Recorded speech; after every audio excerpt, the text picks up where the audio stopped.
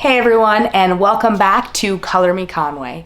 For those of you that are new here, my name is Sheridan, and my wife and I started this channel about 3 years ago. We took a hiatus, we had 2 kids, a whole bunch of things happened. You can see my reboot video if you want the details there, but otherwise we are back. Well, obviously not both of us are in this video, but she will be in future videos. And for today, I want to talk about season 2 of Arcane.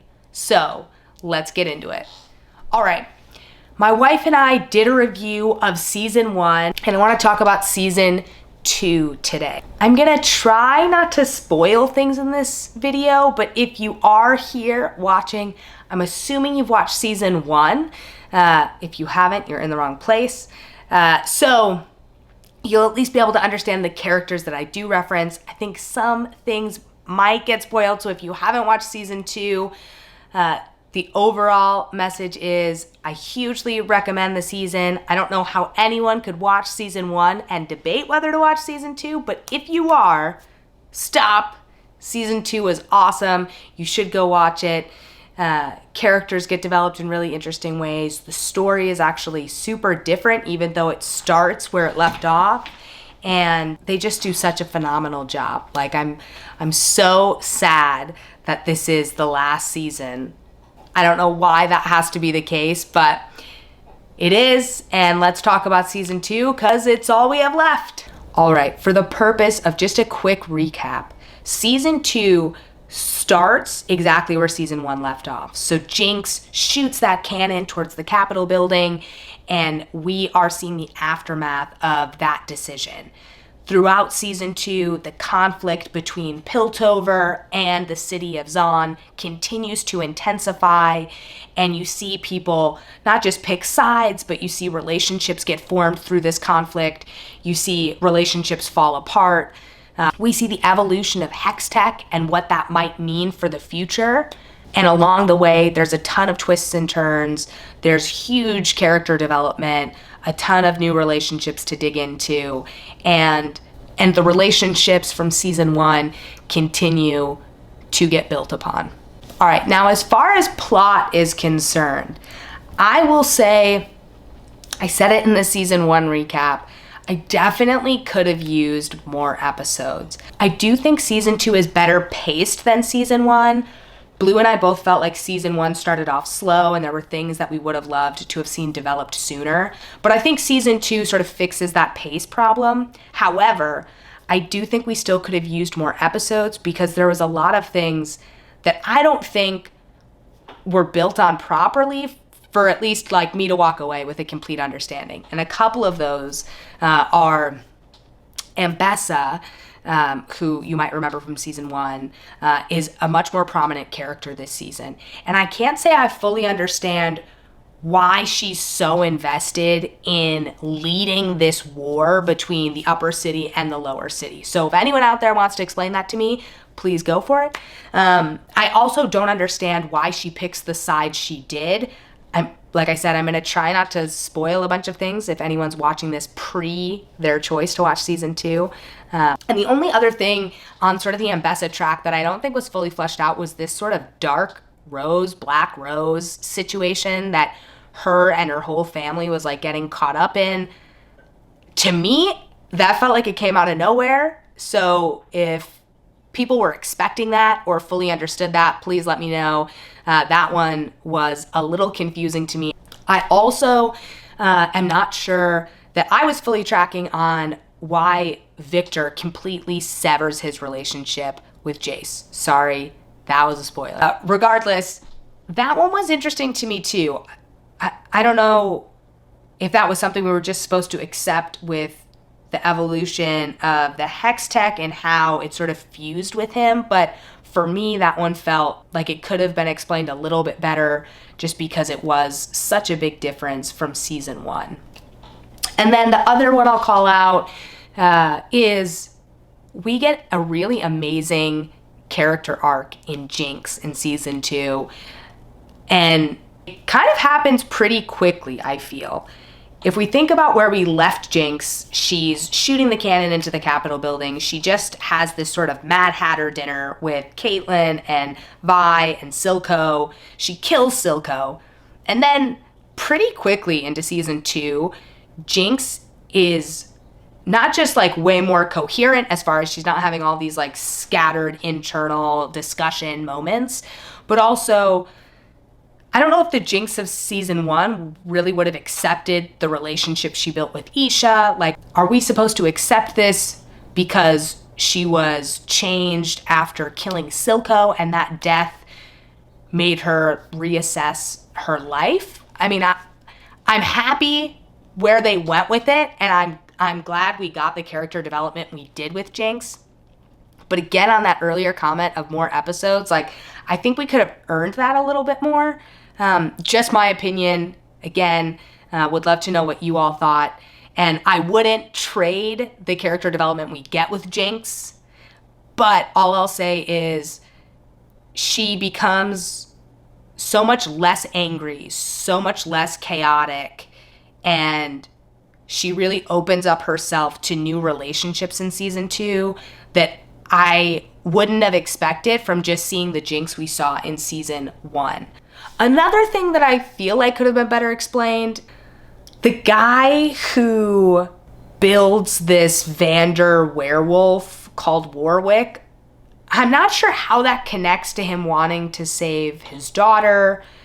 Is she gonna end up taking over the werewolf? And I don't know why people just sort of accepted that he had this, what initially is like this killing machine.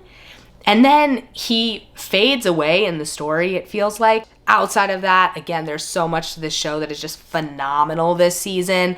But at least for me, those are some of the things that stood out as like additional questions that I had. So anyone out there want to clear that up? Go for it. Okay, next, let's just talk again about the animation because it is so 10 out of 10. I think we just need to acknowledge it again. In my season 1 recap with Blue, we talk about it.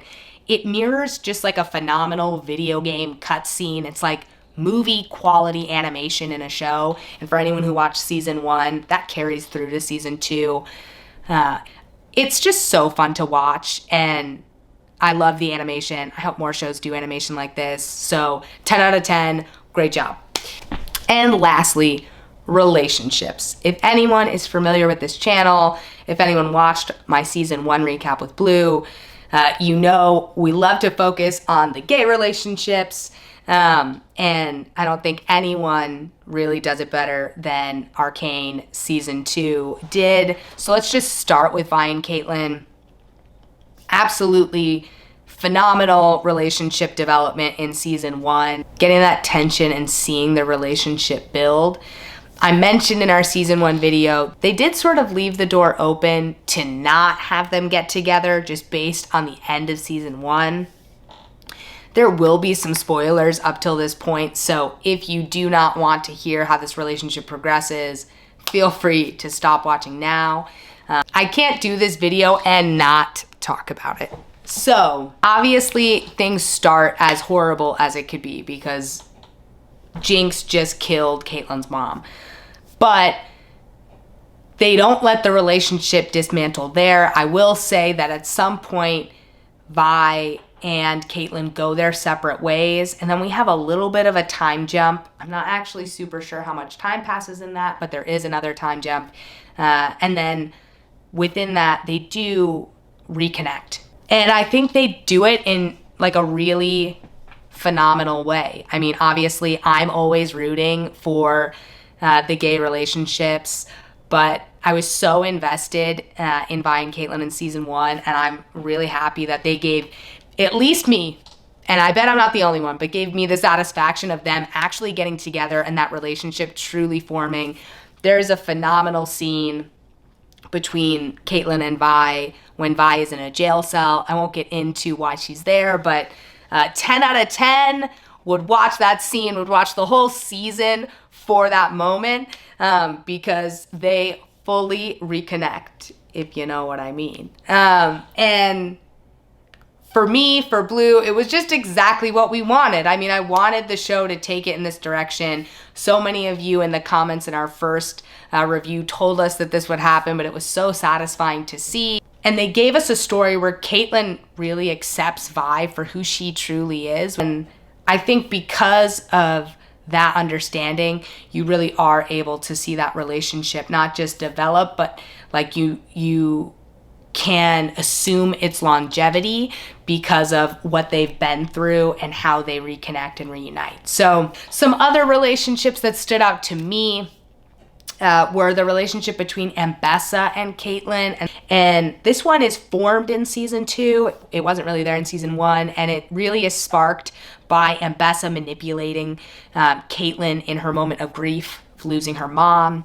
And her and Ambessa are sort of leading the conflict together between the upper city and the city of Zon. But that one forms in season 2. I won't tell you exactly what happens to it if you haven't watched season 2 yet, but just know that that's a new one that you'll see this season.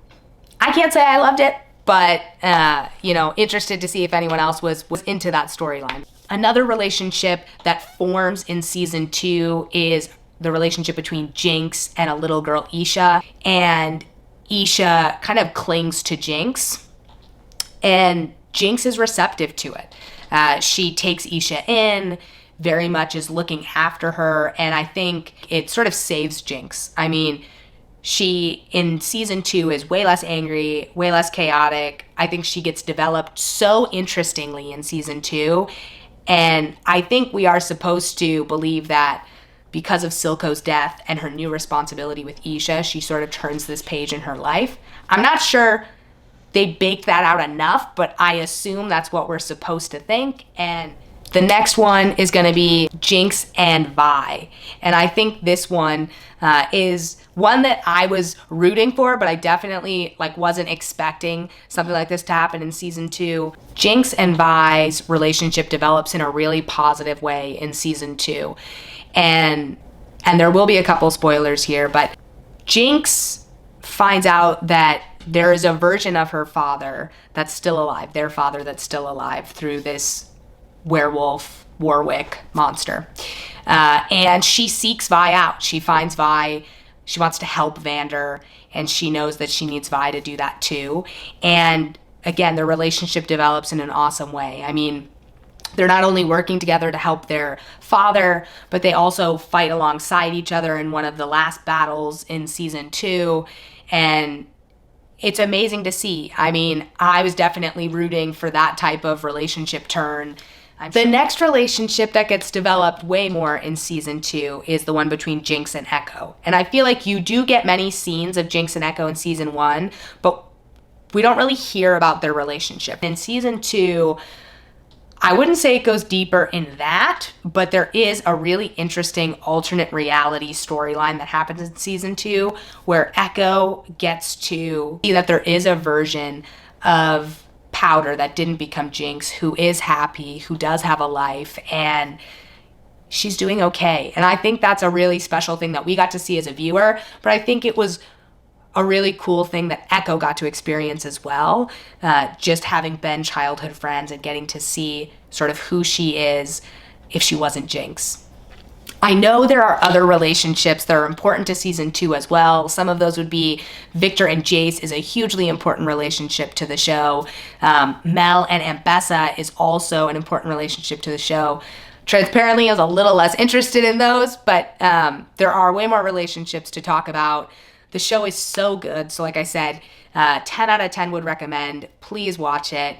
And if you have watched it, would love to know if you can answer any of my questions. Would love to know if you agree with how I talked about the relationships. And if you've made it this far, thank you so much for watching. Please smash the like button. I'm excited to be making videos again, and I will catch you in the next one.